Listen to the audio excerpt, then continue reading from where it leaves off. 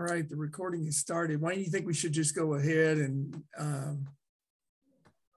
yeah, I think that'd be good. She can catch up as she gets in. So we've got Adam and Jay and Sarah and me on the call. So first item on the agenda is introductions.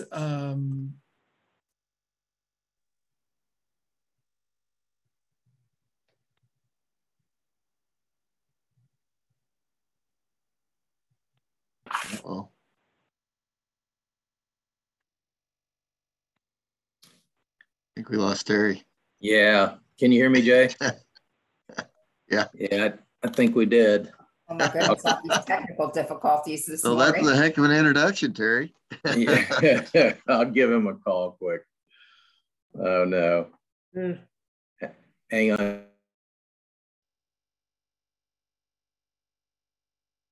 It's part of his disappearing act.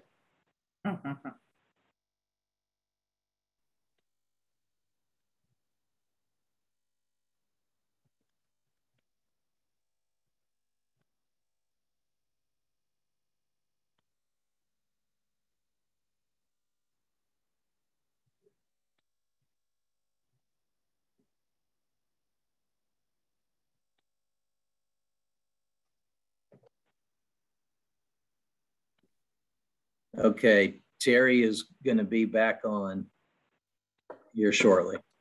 Apologize for that. Can you hear me? Yeah. Just making sure my audio, for some reason, it turned off a minute ago.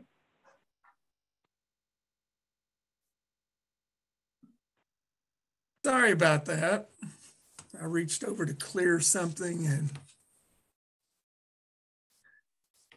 exited out. There you are. All right. Are you hearing me now? Yep. Okay. All right. Sorry about that. I reached over to clear something off the screen and actually exited out of it. Sorry about that. Old man using a computer.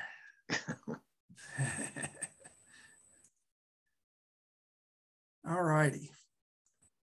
So, by way of introduction, I'm Terry Skaggs, chair of this TAC. I know we've got Jay Trumbo, Adam Lewandowski, and Sarah McIntosh on the call. I still don't see Janine. Has she arrived? Yeah, I think she said she was waiting to get let into the meeting, but then is going to, she said she had waited for a while, and I think she's just going to join by phone. Yep. I don't see her on the phone, I don't think. Well, yeah. Again, we'll go ahead and get started. We've got the, let's see, approval of the September 8th, 2021 minutes. Did everybody get a chance to review through them? I know Wayne and I have. If there are no objections, we'll have the minutes stand approved. Any objections? Nope. Hearing none. Let's move on into our issues discussion. First item on the agenda is the PACE implementation update. I know that Lee Geis has been working with Wayne in the past on answering questions regarding the PACE program. And I know that we've had some providers ask several questions, and I think they were submitted. If Lee is on, and I think she is, if you could kind of just give us an update on the PACE program, maybe answer some of the questions that were submitted, I would appreciate it. I would be happy to answer them the best I can. Thank you. Do agreements have to be signed with nursing facility providers and the PACE providers? What I know about that and how I can answer that question is to say this: PACE providers are responsible for having adequate services to meet the needs of their members. So I would assume that they would have an agreement with any nursing home that they were going to do business with. I don't know that, but that's my assumption, is that they would. And what I wondered is, has anybody been approached by either one of the two providers that are going to be providing services this summer, which is Bluegrass Care Navigators and Horizon? I know our You all know facilities have anyone? not. Is this predominantly in the what I would refer to as the Golden Triangle, Louisville, Lexington, Northern Kentucky? I know most of our providers are in the western end of the state. We have one provider. So there are two providers that are close and will be providing services this summer, hopefully. Okay. Depending, you know, we still have some timelines and some steps to go through, but those are the target months. And that would be Bluegrass Care Navigators, and that's in the Lexington area. So they've got Jessamine, I think, Scott, Woodford, a couple other counties around there. And then Horizon has a swath of counties through South Central and as far west as Bowling Green. Oh, I can't remember the other county that's. I'm sorry. I thought I had that in my brain and it's gone, but there's a second county, one of the adjacent counties to Bowling Green. And right now, I don't know, I can't recall which one. So they would be in Richmond is going to be their main site. And then Madison, so that's Madison County, Cumberland County, and then as far down as Cumberland County. So those will be the first ones who will be coming online hopefully this summer. The map for our PACE providers is on the DMS website. And I'm looking away now so that I can perhaps get to that while we're talking about it. And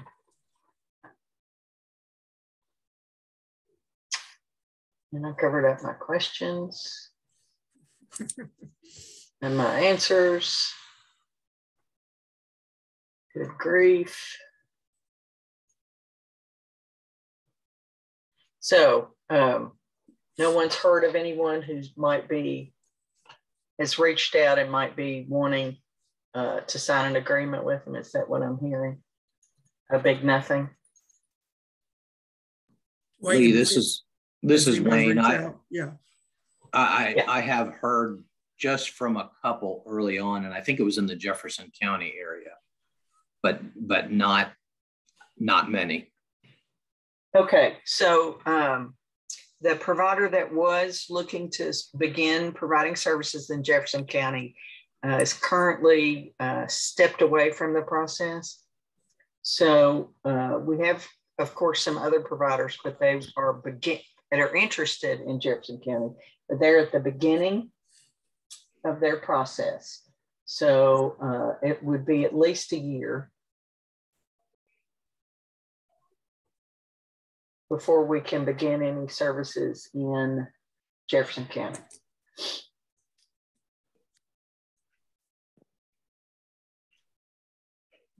And will this eventually be rolled out statewide, or? It's up to, the services should be available statewide as soon as we have sufficient providers who want to provide the services. Okay. Because it's new, you know, it's a new provider type, and there's a rather lengthy startup process. That's kind of where we are, that it'll be a while before we have services statewide. And by a while, I mean a year, 18 months, something like that. Okay. Okay. The two PACE providers, I believe, will begin enrolling members and providing services in the June and July timeframe, assuming everything goes as currently planned, and that's the happy path.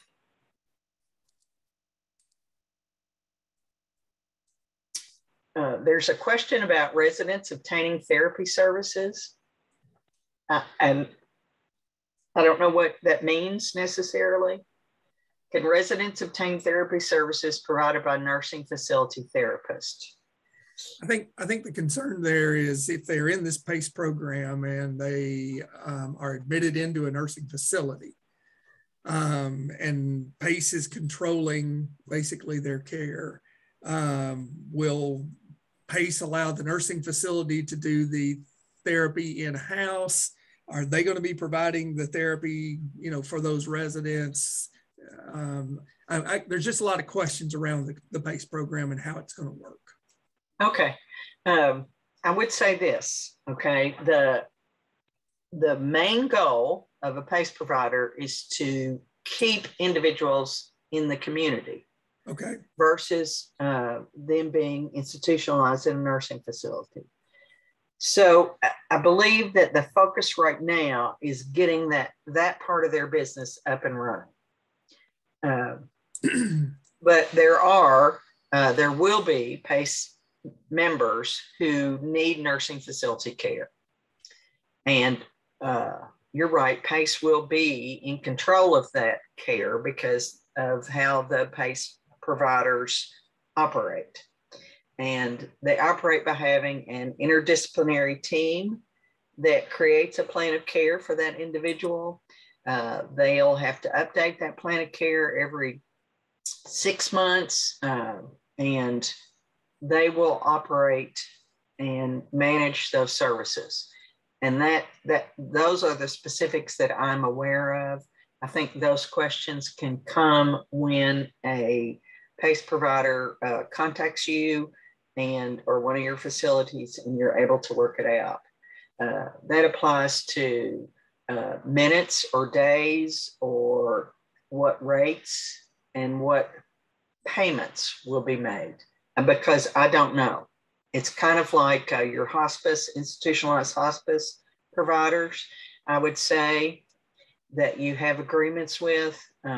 We pay the PACE providers a capitation payment for each member, and that's all that Medicaid reimburses the PACE provider.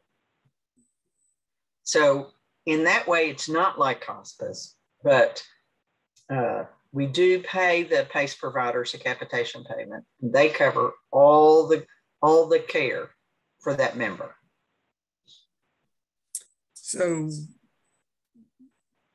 I guess what I'm hearing is each nursing facility will have to contract directly with PACE if we are going to admit those recipients into our buildings, as far as daily rates, therapy rates, even pharmacy, those types of items, as we are getting referrals, I guess. Yes, I would think so, yes.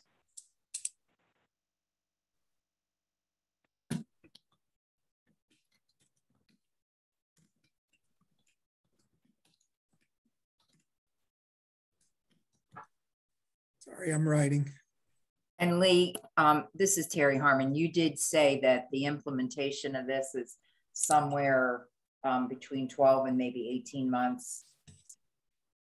No, I didn't say the full implementation would be. I said that we have 2 providers that are ready to begin, hopefully, providing services this summer.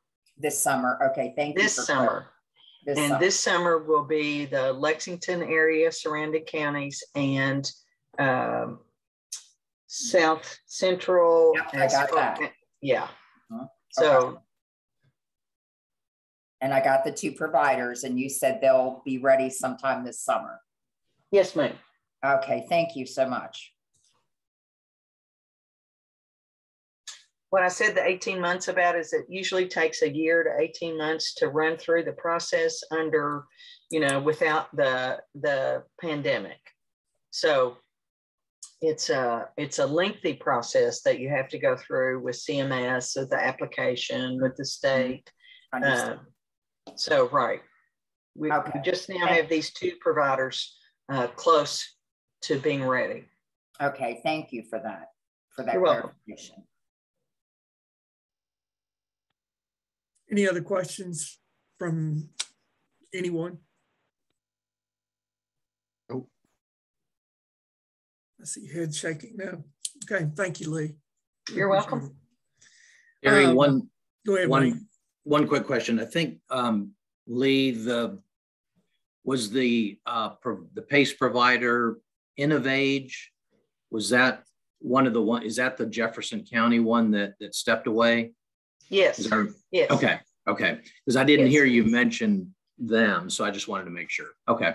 Sorry. Yes. All righty. The next item on the agenda is the Medicaid ancillary prior authorizations. And I know back in August of 21, that requirement was waived. We've had several questions from our billing work group that asking whether the prior authorizations are going to be tied to the PHE or if their Medicaid will potentially terminate the waiver prior to the end of the PHE. So it's me again. Okay. The prior authorization waiver is not directly tied to the PHE. I mean, our ability to waive prior authorizations is pretty much tied to the PHE. However, we have been reviewing whether to keep the inpatient prior authorization waivers in place. It's reviewed actually on a monthly basis by leadership. The criteria they use is what did I write down? I wrote something down, right. It's pretty much based on the conditions in the healthcare system at the time that they're being reviewed. You know, are hospitals still having a lot of admits? Are there still a lot of COVID-19 cases, positive cases in the facilities?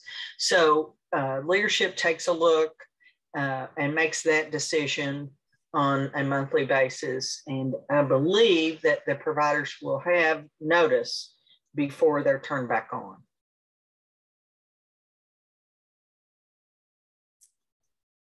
Any other questions there?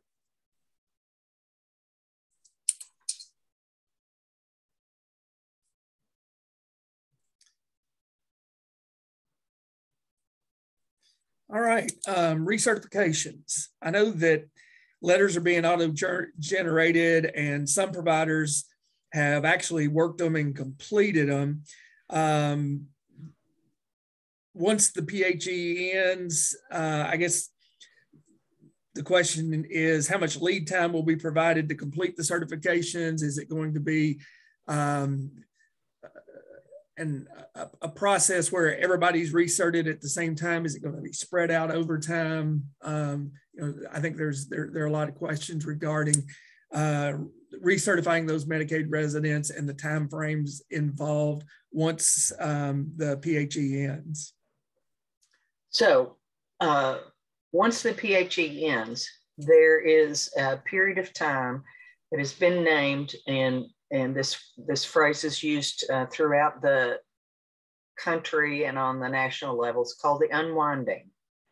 Okay, so we've wound ourselves up for a couple of years to try to deal with the pandemic. And once the PHE ends, that will be when we unwind those or untie those knots. So the unwinding begins the month that the public health emergency ends. Okay. Under current federal guidance, there are two things that will happen. One is the state should be given notice prior to the termination of the public health emergency, so that we can let everybody know it's coming, that the unwinding is going to begin. What the unwinding, though, will reflect is currently we're going to have 12 months. There is a bill that's been filed with the legislature for all unwinding to be done in 60 days. in the Commonwealth. If you have any moment that you'd like to speak to one of your legislators about that, feel free. It's House Bill 7. But we have federal guidance is we're going to have 12 months. Okay. From the end of the PHE. So rumor, only rumor, nobody knows. Rumor is if things continue to, if the virus continues to lessen its impact on the world, the public health emergency may end this summer. So that's when, I'm going to say that the unwinding could begin in August. Don't know, have no idea. I'm going to use August in order to explain to you what happens in the 12 months. August 2022 to August 2023. Okay, what will happen is that we will begin the process that we used to follow pre-COVID, which is every Medicaid member must be recertified within 12 months. So what we have tried to do, so that every Medicaid member, all 1.6 million members that we currently have, will have to go through recertification, but we have a year to do it. So the spread of the workload, I mean, we normally have a year to recertify the entire population. That's our cycle. That's the continuous cycle that we have. For the folks who, you know, when the pandemic and the public health emergency was first issued, we moved people 3 months. And because nobody knew how long anything was going to last and what was going to happen. So we've continued to kind of move recertification dates, but that's how we have managed not to terminate folks. Okay, so we moved the recertification date, or we just didn't terminate them. Yes, we have been going through passive renewal, and we've some of the auto-populated forms for active renewal have been sent, but they've been sent knowing that nobody's terminated for any reason. So you could throw those away or you could work them. What our plan is to look at the whole year, the workload as it stands, and do some adjustments during the year, during that August 22 to August 23, before it starts, do some adjustments so that DCBS or the providers won't have a month of 100,000 or more recertifications, but that we can distribute the workload evenly across the months. And we've also done some analysis on what the TOAs are, so that they're we don't have any 1 month where every resident and every facility is going to be due for recertification. So right now, the communications plan is just starting to be developed. Will be a big part of the unwinding, because not only do providers don't know as much about the unwinding, but we have a lot of members who've become eligible for Medicaid during the pandemic and have never gone through a recertification process. So they don't have any much of a relationship with the system and with the DCBS office, however they interact. So the educational portion of the communication plan will be very important and will be a big focus. So we'll be relying on provider associations to help with that message. Lee, I'm just going to ask, did the directors of the states, including obviously yourself, is this coming from the CMS guidance, the letter, the toolkit. There's a letter, a toolkit. Yes. Yes, because I have all of those. And everything you're saying here today is based on exactly what was given to the various states. So I'm assuming this was given to all of the states from CMS and the toolkit. And they also have, which I thought was pretty good. I read, and I have a copy of both of the power presentations, but they've done one for the, as you mentioned, the folks out in the community, right? The actual people, other than just the providers, to say, hey, here's how we think this might work. You've never had to do this before. It was, I think, well done. I do. So, okay, I was just wondering, because everything, and the word that you said, you know, the buzzword is what made me think, okay, this is what's came out to all of the state directors. Yes. So yes, it's the unwinding. Have that. Absolutely. Yep. Thank you. You're welcome. Yes, every state is in this, the same sort of situation. Some more than others. Some, you know, it just kind of depends on, well, okay. We had the requirement for continuous coverage based on the increased FMAP. And I am not aware that any state turned down the increased FMAP. So every state is participating in unwinding. Yeah, you're accurate about that, at least for the states we operate in, and we operate in quite a few of them. So I do believe you are accurate about that. I don't think anybody turned that FMAP down. So thank you for that. You're welcome. Yeah, I've got one more quick question, and I'm going back to the politics on this. House Bill 7. Yes. If they were to pass it as it currently is, it would shorten that from 12 months to 60 days. Is that correct? Yes, sir. Okay. All right. I know who to call. Thank you. Thank you. All right. Any more questions or comments regarding that? All right. Next item on the agenda is Connect and DCBS fax requirement. I know that in the billing work group, we've had several that have reached out and said that under the current system, they're getting lots and lots of busy signals. I think that Wayne had discussed the possibility of a new Xerox fax system being evaluated. Just wanting to get an update on that. So I'd like to introduce Bobby Fry to you all. She's from DCBS and can give you all the explanation that you need. Bobby? Thank you. Thank you, Lee. And good morning, everyone. I'm Bobby Fry. I'm Executive Advisor in the DCBS Commissioner's Office. And yes, we are currently exploring the capability of a fax to email capability in our centralized mailroom.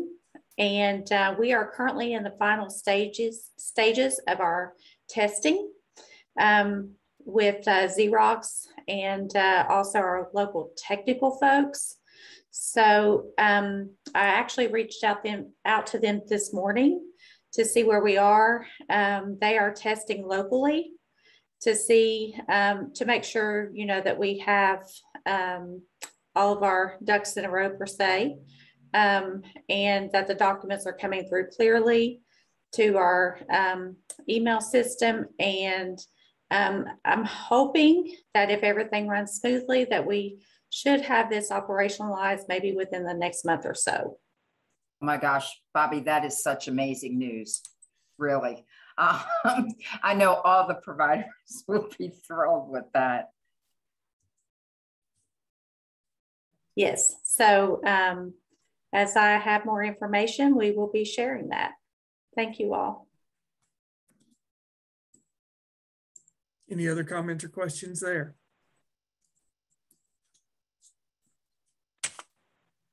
All right. Thank you, Bobby. Thank you. Thank you. The next item is the guardianship inaccessible assets. I know that we have brought this up in the past, and the billing work group chair, Sarah McIntosh, has had conversations, and they're wanting to, I think they were willing to meet with Dale to work out the protocols to potentially get it implemented. Just give us an update, and again, we'd be happy to schedule meetings with Medicaid, with Dale to try to establish what the next steps are on this. Terry, just before we get started, we addressed this last TAC meeting as well, but I wanted to introduce, for Aaron's sake and maybe some others on the call, we have a guest of the TAC, and Lee knows Terry Harmon. I think Terry Harmon was on the last TAC meeting, but just wanted to address this issue again. And we appreciate Terry Harmon being a guest on the TAC to go through this issue, because with her multi-state experience, she is able to see how things are done, with other states, and it just helps to have that that on top view. So just wanted to introduce Terry.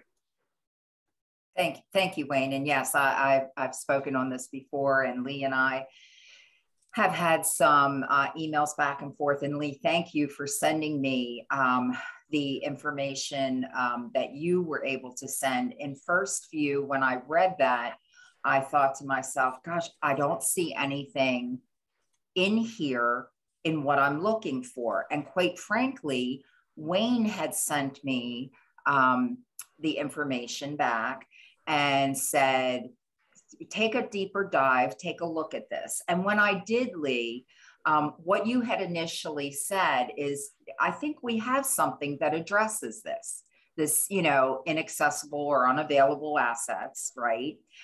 For someone who is competent. That's what we're talking about. We're talking about customers are not capable and have no financial POA or guardian involved.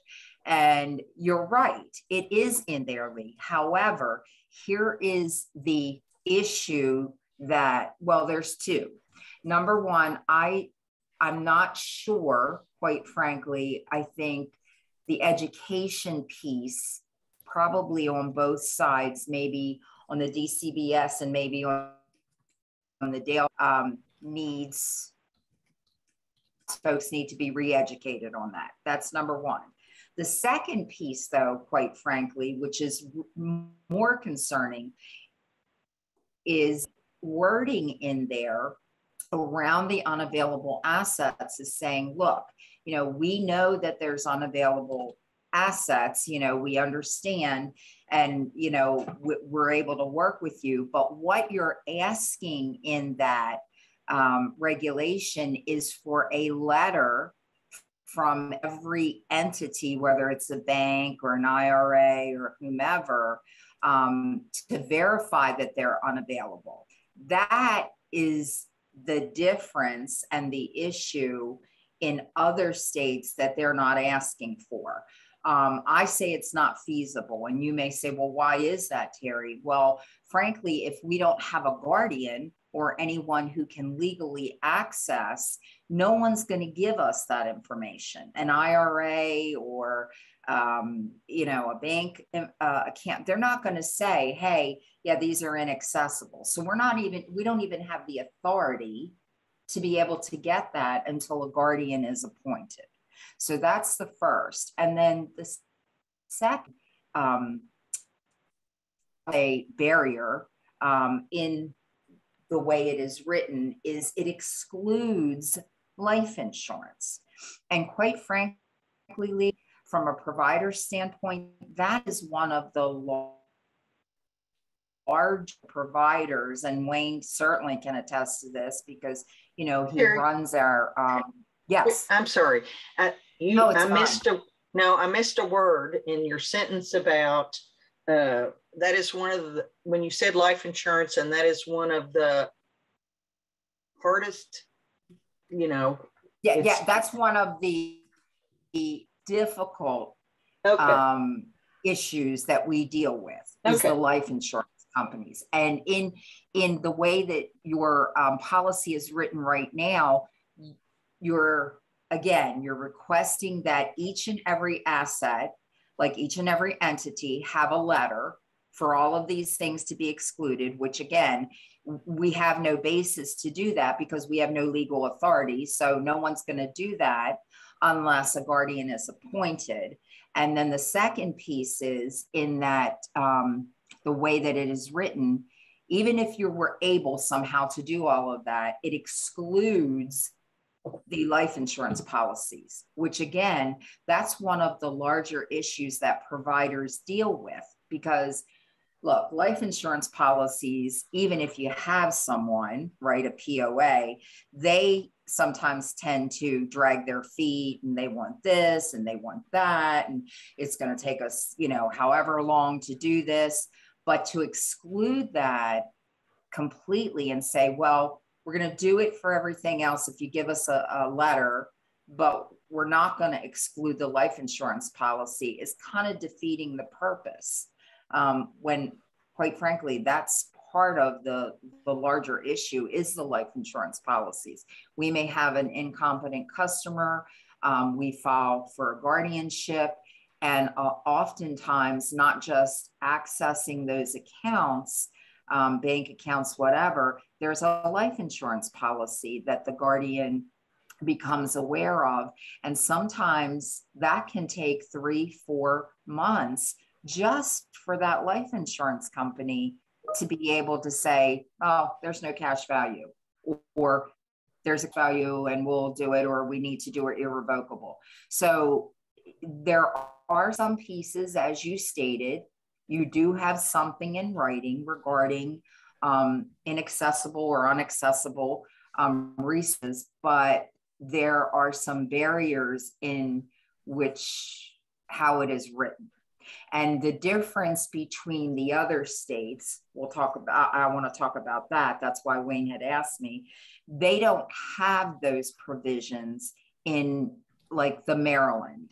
Or in fact, I have some really good news. I shared it with Wayne early this morning. I've been working with the state of West Virginia for probably 2 years now, and they now are going to be implementing in writing. I have that via email from the director that says, you know what, we get it. We understand that you're not asking for, because again, we're not asking the states to automatically turn on benefits. We're not asking that. We're not saying, hey, turn on Terry Harmon's benefit because she's not competent and she needs, a guardian. We're just saying, hey, while we are filing for this guardianship and the guardian gets appointed and is able at that time to spend those assets down, allow that time, keep that application open. And once those assets are accessible, they spend it down and the customer then is approved appropriately. So we're not asking for anybody to pay. And we just got word the end of last week that West Virginia, after many, many meetings, has agreed to do so as well. So, and we also have North Carolina, and there's other states as well. And Lee, I think I provided you way, way back, and I know that's the pandemic, but information on that. And I would be happy so that you do not have to go digging through anything. If you would like me to provide something with these other states that might help you and get this meeting set up to discuss this a little bit further so that perhaps we can remove some of these barriers and just really work for the customers of your state. So, we shouldn't have had this problem during the pandemic. And hopefully we can find a way around it. I've got to say this, Terry, while I'm sitting here listening to you now, I was going to ask a question, but you eventually, you didn't eventually, but I heard the answer to my question. Okay. while you were talking. Okay. But let me say this. My memory about what the issue was is not what you just said. Okay. Because today what I'm hearing you say is you just need to, what you're asking us to do is preserve the application date. Is that correct? We're asking you to preserve the application date and allow that customer's assets to be discounted, right, for the begin pay date needed. So it is a twofold. So I think what you were understanding previously is exactly what it is. So if I didn't make myself clear, you understood both sides. So okay, so why would we discount their resources? Okay, because they're unavailable. Okay, if a nursing home it admits a person that's incompetent, you don't know if they have resources or not. That's correct, right? That's right. That's right. You might not. So you ask for a guardian. Right now, Vicki asked me to take notes on this meeting that wasn't on my calendar. That's okay. I'll come get some in a minute. I'm sorry, Stephanie. Can you put yourself on mute? Okay. I didn't know if she was responding to me or not.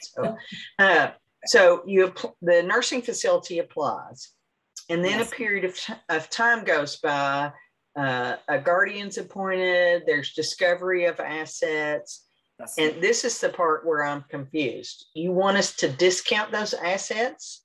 We want for that guardian to be allowed, if there are assets available, to spend them down properly. Let's say the customer, it takes, we'll say 3 to 4 months, okay, between filing the guardianship and the guardian to be able to access those resources. Let's say that the application was filed properly. We needed the begin pay date 4 months prior. It took 4 months. There's, we'll say $6,000. That $6,000 has to be spent down immediately, right? Whether the customer needs a prepaid burial, whether they do that and they pay for a month of private pay, however it is. And then for those benefits to be picked up retro back, because that customer was not able to spend down timely because they did not have the availability to do so. So even though it took 4 months, that customer is being penalized because if they get, let's say the guardian gets appointed 4 months after, they get the $5,000. The $5,000 is spent today. Then the DCBS says, okay, now you're under resources as of today. We'll give you benefits starting as of today. Well, the 4 months that it took to be able to. Okay, I've got you now. You got it. There you go. You did it. Yeah. Okay. There you go. Yes, that's what we're looking for. And again, it's been a long time, Lee, and if you need that information for some of the other states, be happy to send it to you and how they're viewing it or how they're wording it. You let me know what you need to be able to facilitate that meeting.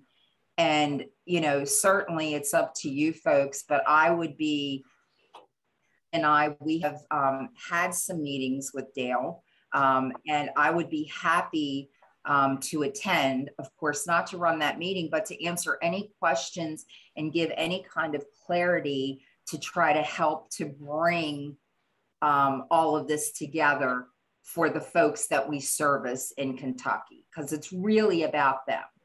And I know we all want to do what we can to service them.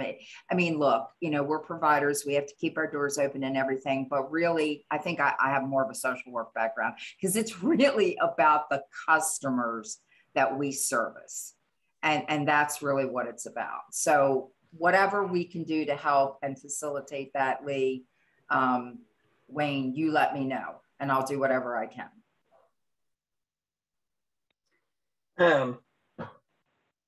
I think, as you can see from the agenda today, that Medicaid policy is a little bit has a lot on their plate right now.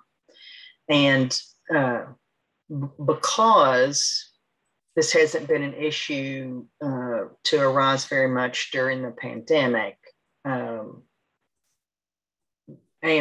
due to the fact that we do have a lot on our plate right now, that's why I didn't take the time, I guess, to completely understand what the issue was, Terry. I apologize for that. I didn't understand it until you said, so DCBS says now you're eligible, and they don't go back to the first part. That's okay. Now I've got it. Okay. So now we will have to, I've got some folks listening to the meeting, and we will do some review, and we'll be able to see what we can do for that. But I'm going to have to ask for your patience a little bit longer. Okay. You know, just another couple months, perhaps at the next TAC meeting, which I think is usually in 2 months. Yeah, this one's in June. Yes, it does say June 22nd. Okay. Perhaps at the next TAC meeting, I will have more of an update. And in between time, I won't hesitate to reach out. Yes, please do, Lee. If you need anything, don't, feel like you have to go searching for it, because I know that there's been a lot on everybody's plates right now. And I have that information. So I would be happy to gather that. And, one of the things that you said to me, and you've said to everyone here, is I don't think this has been happening during the pandemic. Quite frankly, I don't know that, but I'm going to go back and research that just to make sure on my end. And I can easily do that because I am the person who handles not only the Medicaid pending, but all of the legal cases, conservators, guardianships, everything for my entire company. So it will be easy for me to go back. Right? I can go to the cases that I have in Kentucky and take a view, right? And say, hey, what's been going on? Has this been an issue during the pandemic? And if it hasn't, great. If it has, then I definitely will, of course, Wayne, I'll keep you updated as well. So I do definitely want to check on that. So thank you for that information.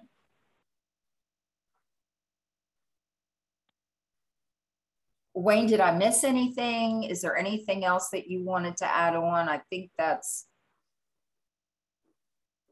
I think the main thing we wanted to mention, Lee, and I think just to put it concisely, is we're wanting eligibility to retro back to the date of filing for guardianship.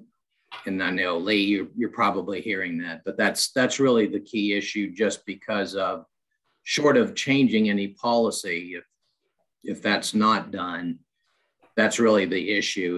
Is we are hearing from the billing work group that there's gaps in coverage, which again is due to that 90-day time frame that providers have to accomplish everything, like Terry said, with an impacted customer.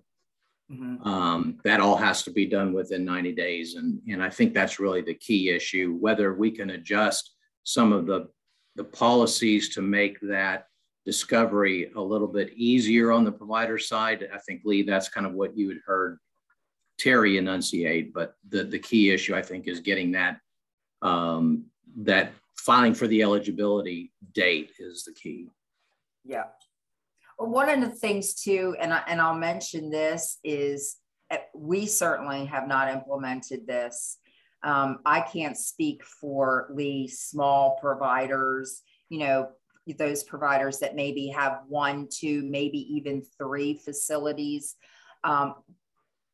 But sometimes it gets to a point, particularly in the emergency, the public health emergency that we've been in, we certainly don't want to see folks coming or needing the skilled nursing facility, and those smaller, I would say, providers not even being able to take those customers, because quite frankly, they just cannot afford to take those types of bad debt expense hit. And that is detrimental to the community that we serve. I don't know of any who have, but I'm just saying, if it continues and the way that we continue with all of the issues and the, you know, all of those, I don't want to see that happen. And frankly, that's one of the reasons, I got to be honest with you guys, that's one of the reasons we've been able to push in West Virginia and finally get this approved, because the state and it's actually the sheriff's office, quite frankly, up there, who gets appointed often, very often in the guardianships. We're like, what was happening is, and not us, my provider, but some other providers were saying, hey, I'm sorry, we can't take this customer. We just can't. We can't do it. And finally, all of the right folks got together and said, yeah, maybe we will look at this. And again, it's not all of the customers. We're certainly not saying, hey, everybody, because that's unrealistic, but those customers who are disabled, because really being incapable, that's a disability. And it's in the best interest. And it's, you know, again, federal regulations that say we as a state and as countries should do what we need to do for disabled customers. And so that's, I think, what really helped push West Virginia in the right direction. So, because we've been fighting that a long time. All right. Are there any other issues that we need to discuss? Sarah, Adam, Jay, anyone? All right, our next meeting is scheduled for June the 22nd. And hearing no further issues. I have a question, please. Please. So my name is Akos, and this is my first time on this meeting, and I'm really privileged to be here. I'm with WellCare. I just wanted to ask how we would have access to the minutes after the meeting.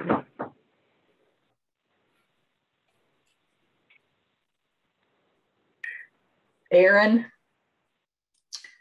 I think Aaron is going to be. Aaron is muted.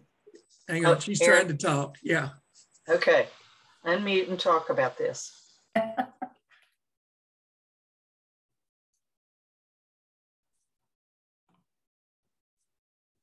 Sorry about that. I couldn't get myself off mute without showing my face. So after the meeting minutes are approved, so these meeting minutes will be approved in the June meeting. And once they're approved, they get uploaded on the website, but they're not uploaded until they're approved by the members.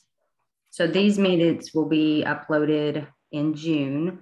And the meeting, I believe the meeting minutes for today that were approved from your last September meeting. So those will be uploaded to the website today.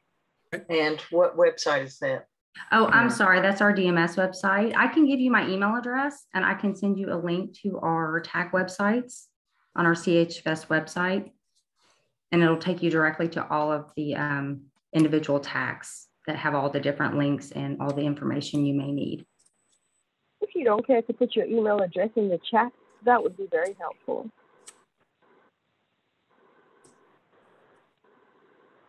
Thank you for the question. You're very welcome, sir. All right. I think if all minds are clear at this point, no more questions. I see now that Aaron has... I'm sorry. I'm sorry, go ahead, Lee. I am so sorry. I had a meeting right before this one and it made me forget the first meeting I had this morning. Fortunately, I got a whole bunch of texts from my staff that said, wait a minute, you didn't do what you're supposed to do. The folks who manage the PASAR program have submitted a fact sheet about the use of the significant change function in clocks. And because it's their belief that that some facilities are using that inappropriately. And they are asking if you all would be willing to distribute that. We're going to post it on our website. We will send it to you. And I probably have it in my emails. It's just a fact sheet about how. While you're looking, Lee, I'll be happy to put that in our newsletter. There you go. Once I get it. Yeah. And Lee, should we also get it sent over to Leading Age? I know they don't have a representative on the TAC at this point in time, but I'm sure if you got it to both Wayne and someone at Leading Age, it would get to the majority of the providers in the state. Okay, and that was the next thing that I was going to ask you is, do you think it'll get to the majority of the providers if we send it to you, ask you, and to Leading Age? Yes, I always include them. Yeah, I don't think it'll get all, but I do think it'll be the majority of the providers. Would you agree, Wayne? Yeah, you'll probably get, 96, 97%, I would say. Okay, that should work. Okay, and I'm going to send it to you just in a minute, to you and Tim both at the same time, Wayne. Appreciate it. Have you all been hearing any questions or issues about the significant change form? Is Janine on still? She had called in. Janine, are you on? I don't see the iPhone 6. I was assuming that was her. Yeah, I think so. She may have had to drop off. Okay. Okay. Thank you all for holding on. Thanks to my people for reminding me. I appreciate you always. I don't have a good memory anymore. I have too many things. I think we're all in that situation. Yeah, we appreciate all of the responses to the questions. Aaron, very nice to meet you. I look forward to working with you in the future. And unless there are other issues, I think we are at a point to stand adjourned.